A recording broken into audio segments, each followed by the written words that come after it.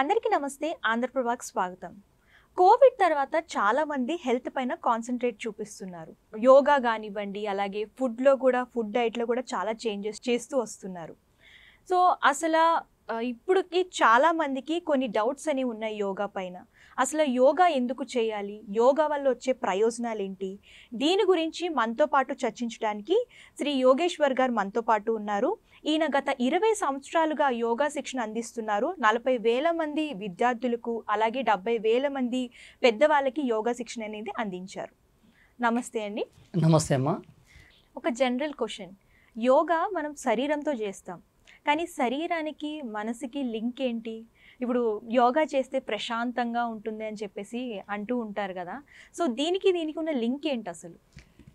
ఏ శరీరం అయితే కదలకుండా నిశ్చలంగా ఉంటుందో వారి యొక్క మనసు రకరకాలుగా పరిభ్రమిస్తుంది.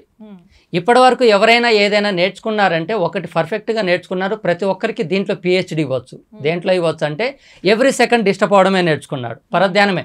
ఇక్కడే ఉంటారు, మాట్లాడుతుంటారు, అక్కడ ఆలోచిస్తారు, ఇక్కడ ఆలోచిస్తారు, ఎక్కడెక్కడో పరిపరి విధాలుగా పరిభ్రమిస్తున్నటువంటి మనసుని ఒక తాటిపైకి తీసుకురావాలి అంటే అది యోగ సాధన ద్వారా సాధ్యమవుతుంది.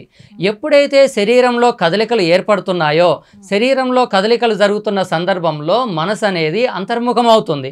క్రమంగా యోగ సాధన చేయడం వల్ల ఎక్కడెక్కడో ఉన్నటువంటి మనసు ఆలోచనలు మొత్తం తిరిగి తన వైపుకు రావడం వల్ల తొందరగా అతని మానసికంగా అతనిలో చాలా అద్భుతమైన మార్పులు వస్తాయి. అది కేవలం యోగ సాధన ద్వారా మాత్రమే సాధ్యమవుతుంది. సో ఇంకోటి, ఇప్పుడు ఈ లైఫ్ స్టైల్, ఇప్పుడు అందరు కూడా చాలా బిజీ లైఫ్ స్టైల్ అనేది లీడ్ చేస్తున్నారు.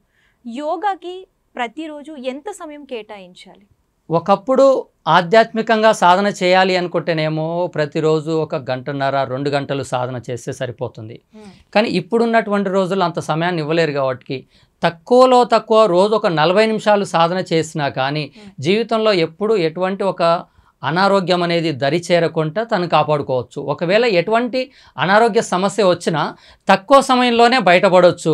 అది 1-2 టాబ్లెట్స్తోనే బయటపడవచ్చు. వైద్యం అనేది అవసరం, కానీ దాని యొక్క తీవ్రత మన పైన ఎక్కువ లేకుండా తక్కువ సమయంలో బయటపడవచ్చు. ఒక 30-40 నిమిషాలు సమయాన్ని కేటాయించినా చాలు తను ఆరోగ్యవంతంగా బయట ఉండొచ్చు. ఇప్పుడు గమనించండి, ఎప్పుడైతే కోవిడ్ వచ్చిందో అప్పుడు అందరిలో ఉన్నటువంటి అతిపెద్ద సమస్య ఏంటంటే ఇమ్యూనిటీ పడిపోయింది. ఈ ఇమ్యూనిటీ అనేది తయారవ్వాలి అంటే తీసుకున్న ఆహారము రకరకాలుగా రూపాంతరం చెంది శక్తిగా మారాలంటే తీసుకున్న ఆహారం రసంగా మారాలి, రక్తంగా మారాలి, మాంసంగా మారాలి, బోన్గా మారాలి, బోన్ మ్యారోగా మారాలి, శుక్రశోణితంగా మారాలి, ఆ తర్వాత అది కామశక్తిగా మారాలి, ఆ తర్వాత మానసిక శక్తిగా మారాలి, తర్వాత ఓజస్సుగా మారాలి, తేజస్సుగా మారాలి, సంకల్ప శక్తిగా మారాలి, తర్వాత డివైన్ ఎనర్జీగా కన్వర్ట్ అవ్వాలి. ఇన్ని రకాలుగా మార్పు చెందాలి. తీసుకున్న ఆహారం అనేది ఇన్ని దశల్లో మార్పు చెందకుండా వాటర్ లెవెల్లోనే కొందరికి ఆగిపోతుంది, ఫ్యాట్ లెవెల్లోనే కొందరికి ఆగిపోతుంది. అటువంటి తరుణంలో ఈ యోగ సాధన చేయడం వలన ఈ 7 సిస్టమ్స్ ఏవైతే ఉన్నాయంటే స్థూలంగా 7, సూక్ష్మంగా 7, ఈ 7 చర్యలు సక్రమంగా జరుగుతున్నప్పుడు శరీరంలో ఇమ్యూనిటీ అనేది ఉత్పన్నమవుతుంది. శారీరక శ్రమ లేకుండా ఇమ్యూనిటీ వచ్చే అవకాశమే లేదు. ఇప్పుడు పల్లెటూళ్ళలో ఉండేటువంటి వ్యక్తులు వాళ్ళు తీసుకునే ఒక్క కర్రీతో తింటారు, కాస్త మజ్జిగతో తింటారు, కొంచెం పచ్చడితో తింటారు కదా.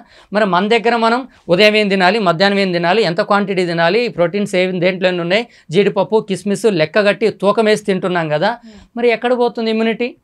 తీసుకున్న ఆహార పదార్థాల్లో వాటరు, ఫ్యాటు, మినరల్స్, కార్బోహైడ్రేట్స్, ఈ యొక్క ప్రోటీన్స్ అన్నీ ఉంటాయి.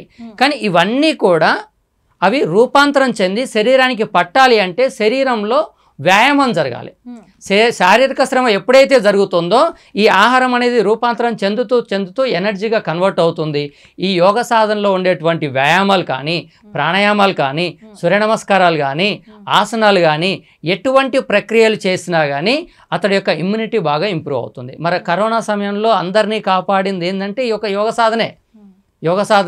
ఇంకొక చిన్న విషయం గమనించండి, రోజు పరిస్థితులు బయట ఉన్న పరిస్థితులన్నీ మారిపోతున్నాయి. ఇప్పుడు బెంగళూరు లాంటి మహానగరాల్ని తీసుకున్నట్టయితే శ్వాస సంబంధమైనటువంటి సమస్యలతో బాధపడుతున్నారు. వాతావరణం మొత్తం కూడా పొల్యూట్ అయిపోయింది. వాతావరణం పొల్యూట్ అయిపోవడమే కాదు, మనుషులు కూడా పొల్యూట్ అయ్యారు. ఎలా పొల్యూట్ అయ్యారంటే 50% వాతావరణం డ్యామేజ్ అయి ఉన్నప్పుడు వ్యక్తి శారీరక శ్రమ లేకపోతే, ఎక్సర్సైజ్ లేకపోతే, ఫర్ ఎగ్జాంపుల్ నేను కూర్చున్నాను, లంగ్స్ కెపాసిటీ కొంచెమే ఉంటుంది. మాట్లాడుతున్నాను, ఎనర్జీ ఖర్చు అవుతుంది, ఇంకొంచెం బ్రీతింగ్ పెరుగుతుంది కదా. నడుస్తున్నాను, ఇంకా క్యాలరీస్ బర్న్ అవుతున్నాయి, మన యొక్క లంగ్స్ కెపాసిటీ ఇంప్రూవ్ అవుతుంది. పరిగెడుతున్నాను, ఇంకా బ్రీత్ ఎక్కువ అవుతుంది, లంగ్స్ పెరుగుతూ ఉంది. బరువులు మోస్తున్నాను, ఇంకా బలాలు మోస్తున్నా కొద్ది ఏమవుతుందండి, ఎక్కువ బ్రీత్ తీసుకుంటాం, లంగ్స్ కెపాసిటీ ఇంప్రూవ్ అవుతుంది. ఎక్సర్సైజ్ అనేది ఇంటర్నల్గా ఉన్నటువంటి లంగ్స్ను ప్యూరిఫై చేసి స్ట్రెంథన్ చేసేటువంటి ఒక గొప్ప అవకాశం.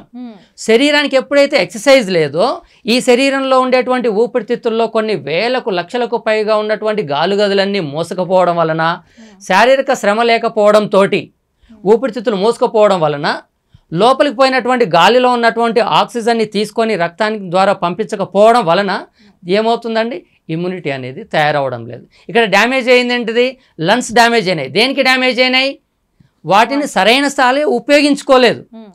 వాటి యొక్క కెపాసిటీని ఇంప్రూవ్ చేసుకుంటే ఎటువంటి సమస్య నుంచైనా బయటపడవచ్చు. కరోనా సమయంలో కూడా అందరూ బ్రీత్ వల్లనే కదండి లంగ్స్ మీద ఎఫెక్ట్ పడే కదా. అదే ఎక్సర్సైజ్ చేసేటువంటి వ్యక్తులు, జిమ్కి వెళ్ళినటువంటి వ్యక్తులు, శారీరక శ్రమ కలిగినటువంటి వ్యక్తులకు ఎవ్వరికి కూడా లంగ్స్కి సంబంధించినటువంటి అతిపెద్ద డ్యామేజ్ అవ్వలేదు. అంటే ఇప్పుడు చెప్పండి, శారీరక శ్రమ అనేది, వ్యాయామం అనేది ప్రతి ఒక్కరికి అవసరం. అది 60-70% డ్యామేజ్ అయిపోయిన తర్వాత వాతావరణంలో వచ్చిన మార్పుల్ని బట్టి ఇంకా అయిపోయిన తర్వాత మనం ఏ ప్రయత్నం చేసినా ప్రయోజనం లేదు. రోజు రోజుకు ఈ యొక్క సొసైటీలో వాతావరణంలో మార్పు రావడం అనేది సహజం.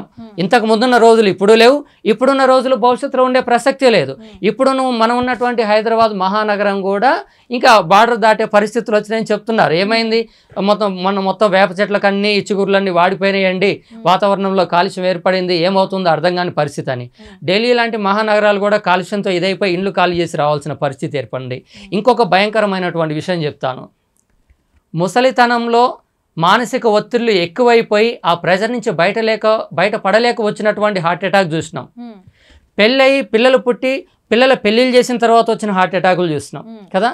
ఆ తర్వాత పిల్లలకు పెళ్ళిళ్ళు కాకముందే హార్ట్ అటాక్లు వచ్చేవరకల్లా అయ్యో ఏమైపోయాయి, ఇటువంటి పరిస్థితి ఏర్పడ్డాయని. పెళ్లిలోనే హార్ట్ అటాక్ వచ్చినటువంటి పరిస్థితులు చూసినాం. అసలు పెళ్లి వరకు కాదండి, యుక్త వయసులోనే ఉన్నటువంటి పిల్లలకు కూడా గుండె జబ్బులు వచ్చి చూస్తుండగానే ఆరిపోతున్నాయంటే జీవితాలు.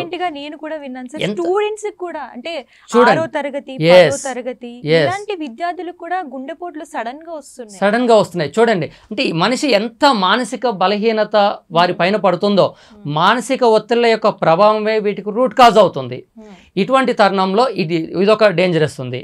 ఒక కాటి కాపడి దగ్గర పోయినప్పుడు ఆయన ఏం చెప్పినాడంటే, గురుగారు ఒకప్పుడు శవాన్ని కాలిస్తే తొందరగా కాలేదండి, ఇప్పుడు శవాన్ని కాలబెడుతుంటే ఎంతసేపటికి కాలడం లేదు, చివరికి ఇంకేందా గుండ్రంగా ఉందని చెప్పేసి కర్ర తీసుకుని కొట్టిన 2-3 గంటల తర్వాత తీస్తే ఇంతలో ముద్ద బయటపడుతుంది, చంద్రాకారంలో ముద్దలు బయటపడుతున్నాయి, ఏంటి అని చూస్తే సున్నం ముద్దలు. అంటే ఎప్పుడైతే వీళ్ళు మెడిసిన్ వాడి ఆ సున్నం లోపలికి వెళ్ళి ఆ యొక్క కెమికల్ అయితే లోపలికి వెళ్తుంది, శరీరాన్ని బాగు చేస్తుంది. కానీ సున్నం ముద్ద అనేది బయటికి రాకపోవడం వలన శరీరం బలహీనం అయిపోయి మరణించిన తర్వాత ఈ విధమైన పరిస్థితులు ఏర్పడ్డాయి. ఇటువంటి తరుణంలో దీపం ఉండగానే ఇల్లు చక్కదిద్దుకోవాలి అంటే మనిషి ఆరోగ్యంగా ఉన్నప్పుడే వారి జీవితంలో 20 నిమిషాలు 30 నిమిషాలు యోగ సాధన చేసినా తనను తను కాపాడుకోవచ్చు. అంతటి గొప్ప అవకాశం ఈ యోగ విద్యలో ఉన్నది. యోగా చేసే వాళ్ళు ఎలాంటి ఆహారం తీసుకోవాలి అసలు, అంటే ఆహార నియమాలు ఏమన్నా ఉంటాయా? ఆహార నియమాలు అనేవరకల్లా యోగా అనేటువంటి ఒక విషయాన్ని పక్కకు పెట్టి చూస్తే ముందు మానవుడిగా తీసుకోవాల్సిన ఆహారం శాకాహారం. దీంట్లో ఇంకా ఏమాత్రం వెనకకు వెళ్ళేది లేదు. నేను గత 22 సంవత్సరాలుగా పూర్తి శాకాహారంతోనే నా జీవితం. నాకు ఈ మాంసాహారం అంటే రుచి తెలియదు, ఈ కోడిగుడ్డు ఏవి కూడా 22 సంవత్సరాలుగా శాకాహారం. ఈ శాకాహారం తీసుకుంటే ఏమవుతుందంటే మనిషి ఏ జబ్బుల పాలు కాకుండా ఉండే అవకాశం ఉంటుంది. దీంట్లోంచి రోజు ఒక పూట అమృతాహారం. అమృతం అంటే ఏంటిది, అది తిరిగి మనిషికి రీబర్త్ ఇచ్చేది, అంటే మళ్ళీ ఇంటర్నల్ ఆర్గాన్స్ని యాక్టివేట్ చేసేది, అందులో ఉన్న డస్ట్ క్లెన్స్ చేసేది, వాటికి మళ్ళీ పునర్నిర్మాణం జరగడానికి తీసుకునేటువంటి ఆహారాన్ని అమృతాహారం అంటారు. ఒకటేమో శాకాహారం, రెండోది శాకాహారం అనే వరకు ఏమవుతుంది, ఏది పొయ్యి మీద వండినటువంటి ఆహార పదార్థాలన్నీ. ఈ అమృతాహారం వచ్చే వరకల్లా పొయ్యి మీద పెట్టకుండా ఉన్నటువంటి కూరగాయలు కానీ పండ్లు కానీ పచ్చి కొబ్బరి కానీ మొలకలు కానీ ఇవన్నీ కూడా అమృతాహారం కిందికి వస్తాయి. మనిషిగా ఉన్నటువంటి ప్రతి ఒక్కరూ తీసుకోవాల్సిన ఆహారం ఏదైనా ఉంది అంటే అది శాకాహారమే. మనిషి మాంసాహారి కాదు, తీసుకోకూడదు. తిన్న దాని ప్రభావం చేత అతడి ఆయుష్ పైన, అతడి మనసు పైన, అతడి ఆరోగ్యం పైన తప్పకుండా దాని యొక్క తీవ్రత ఉంటుంది. కోరి మరణాన్ని తెచ్చుకోవడం అంటే ఈ యొక్క మాంసాహారం జోలికి వెళ్ళడము. అందుకనే ఈ యోగ సాధన విషయానికి వచ్చే వరకల్లా శాకాహారము అమృతాహారం అనేది రెండు కూడా చాలా ఉత్తమమైన ఫలితాన్ని ఇవ్వడం జరుగుతుంది. Thank you. ధన్యవాదాలు.